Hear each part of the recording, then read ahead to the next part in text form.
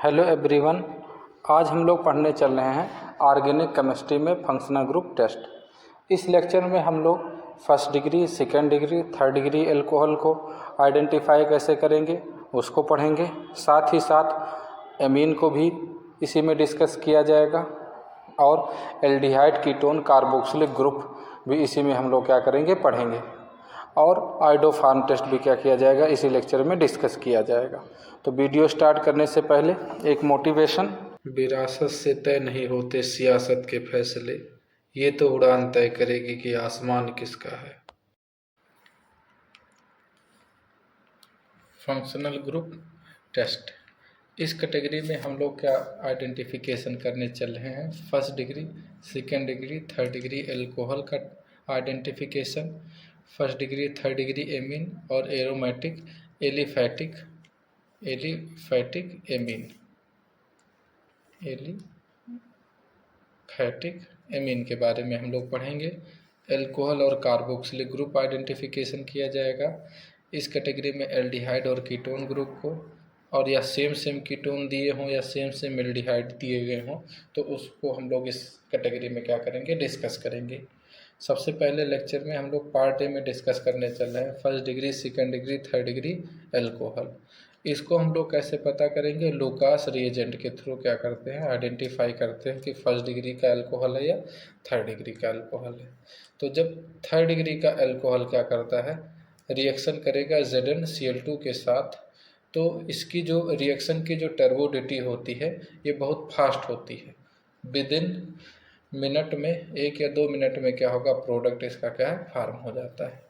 जबकि यहीं पे हम लोग सेकेंड डिग्री लेंगे तो इसकी टर्बोडिटी थोड़ा सा स्लो होगी और इसमें जो रिएक्शन जो प्रोडक्ट बनता है 5 to 10 मिनट बाद मिलता है और प्रोडक्ट क्या रहेगा, क्लोराइड रहेगा हमारे पास।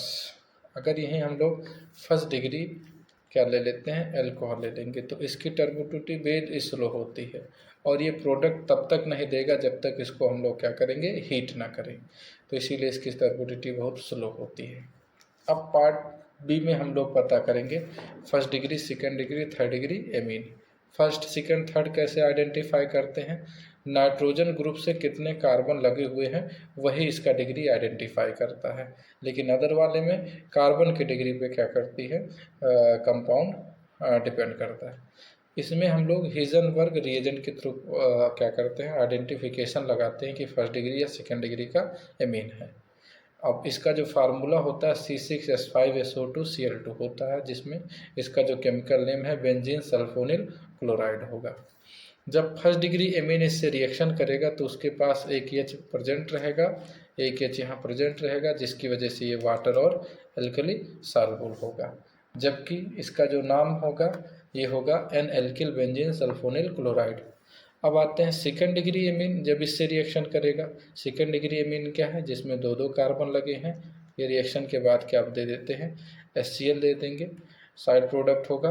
और इस पर जो प्रोडक्ट में हमको मिलेगा उसके पास एक भी हाइड्रोजन नहीं है, जिसकी वजह से ये क्या होता है, वाटर और एल्कली इनसॉल्युबल होता है। तो ये सेकेंड डिग्री का आइडेंटिफिकेशन है। वहीं पे थर्ड डिग्री जो रिएक्शन होती है, थर्ड डिग्री में ये क्या करता है, रिएक्ट ही नहीं करता, क्योंकि इसके पास हाइड्रोजन नहीं है, डिस्प्लेसमेंट नहीं होगा इसमें। तो ये हमारा एमीन का आइडेंटिफिकेशन हो गया। अब हम लोग पता करने चल रहे हैं एलिफैटिक और एरोमेटिक एमीन कैसे, उसमें एनालिन और मेथिलेमीन का कैसे आइडेंटिफिकेशन करेंगे। तो हम लोग जब मेथिलेमीन को क्या करते हैं, रिएक्शन कराते हैं। मेथिल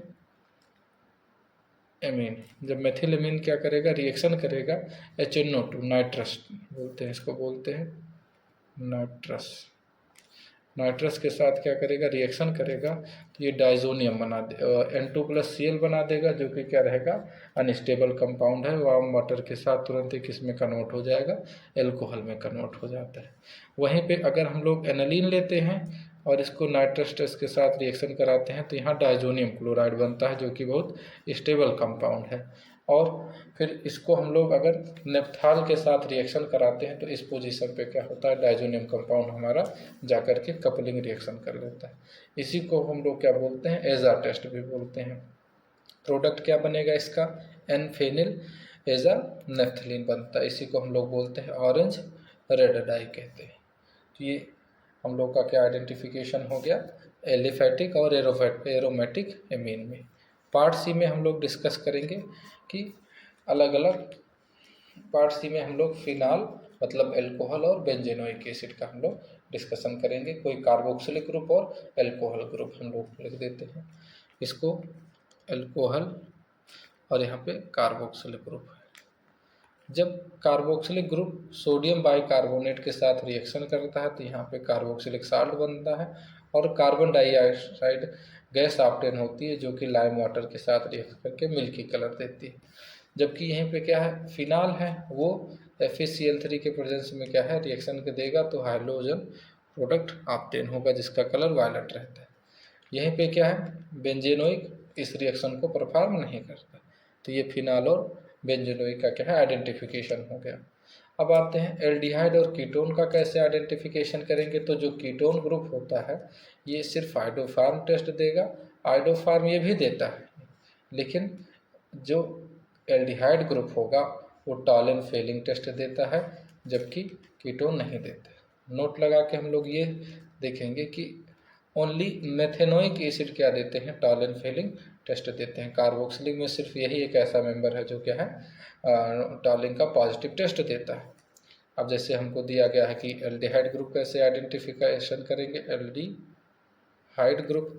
तो एल्डिहाइड ग्रुप को अगर हम लोग टॉलिन के साथ रिएक्शन कराएंगे तो यहाँ अमोनियम साल्ट बनेगा और साइड प्रोडक्ट में हमको क्या मिलेगा सिल्वर मिरर मिलता है। Ag का प्रेसिपिटेट मिलेगा जिसको हम लोग क्या कहते हैं सिल्वर मिरर और अमोनिया प्लस H2O बनता है। वहीं कीटोन का टॉलिन के साथ अगर रिएक्शन कराएंगे तो कोई भी रिएक्शन नहीं होगी। आइडोफार्म टेस्ट क्या होता है नेक्स्ट है आइडोफार्म से हम लोग फ्री मेथिल ग्रुप का क्या कर सकते हैं आइडेंटिफिकेशन कर सकते हैं। इसमें रिएजेंट क्या रहता है I2+ या NaOH रहेगा। अब इसका कभी कभी पूछा भी गया है कि रेशियो कितना होगा तो 3:4 होता है। जिसके पास फ्री मेथिल ग्रुप होगा वही ये क्या करता है टेस्ट देगा। यहाँ पे CH3 किस में कन्वर्ट हो जाएगा आइडोफार्म में कन्वर्ट हो जाएगा जो येलो प्रेसिपिटेट देगा और इस कार्बोनिल पे क्या बन जाता है साल्ट फॉर्मेशन हो जाएगा। ठीक ये हो गया हमारे पास आइडोफार्म टेस्ट। इस साइड प्रोडक्ट NaI होगा। अब आएगा एल्कोहल। एल्कोहल भी क्या देता है आइडोफार्म टेस्ट देता है। जैसे हम लोग यहाँ पे ले लिए हैं इसके पास फ्री CH3 ग्रुप है एल्कोहल में। अब ये जब रिएक्शन करेगा तो इस सेंटर पे क्या बना देगा आइडोफार्म बन जाएगा और इस वाले सेंटर पे कार्बोक्सिलिक बन जाता है। तो एल्कोहल भी क्या करते हैं आइडोफार्म टेस्ट देते हैं। अब आ जाएंगे कुछ क्वेश्चन है कि जैसे बेंजेनोइक एसिड एंड एथिल बेंजेनोएट ये हमारे पास क्या है ईस्टर होगा। इसको क्या कहते हैं ईस्टर। कैसे आइडेंटिफिकेशन करेंगे बेंजेनोइक को हम लोग जब सोडियम बाइकार्बोनेट के साथ रिएक्शन कराएंगे तो कार्बन डाइऑक्साइड गैस ऑब्टेन होगी जो लाइम वाटर के साथ रिएक्ट करके मिल्की कलर देती है जबकि एथिल बेंजेनोएट इसके साथ रिएक्शन नहीं देता है। ऐसे हमसे दे दिया है प्रोपेनॉल और प्रोपेनोन। हम जानते हैं एल्डिहाइड है तो ये टॉलिन के साथ क्या देगा रिएजेंट देगा।